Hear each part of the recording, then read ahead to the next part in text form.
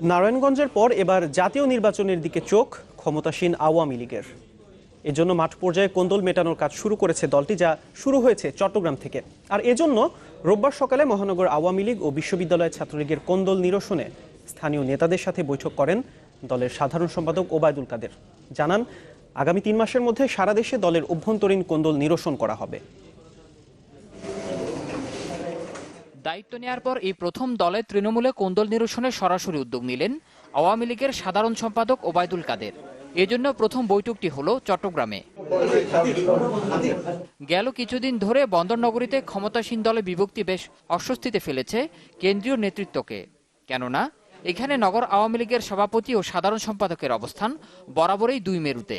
তাই ঘণ্টাখানিকের এই বৈঠকে নিজেদের দূরত্ব কমাতে স্থানীয় 2 শীর্ষ নেতাকে পরামর্শ দেন ওবায়দুল কাদের। পরে তিনি জানান, আগামী 3 মাসের মধ্যে সারা দেশে মিটিয়ে ফেলা হবে সব দ্বন্দ্ব।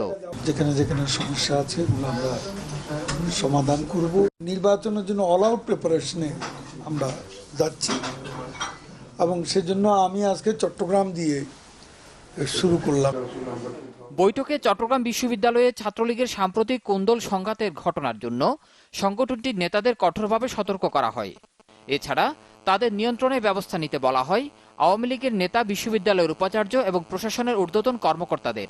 যে এই ধরনের অপকর্মে যুক্ত হবে তার বিরুদ্ধে কোনো প্রকার ছাড় না দিতে উনি আমাকে নির্দেশ দিয়েছেন। এই মেসেজ তাদেরকে দেওয়া হয়েছে নেতৃবৃন্দের সামনে যে আমরা ছাত্রলীগকে খারাপ খবরের শিরোনাম দেখতে চাই না। তবে বৈঠকে নিজেদের মধ্যে কোনো কোন্দল নেই বলে দাবি করেন নগর আওয়ামী লীগের 2 শীর্ষ নেতা। পাশাপাশি বিশ্ববিদ্যালয় ছাত্রলীগের বিষয়ে কঠোর অবস্থানের কথাও জানান তারা।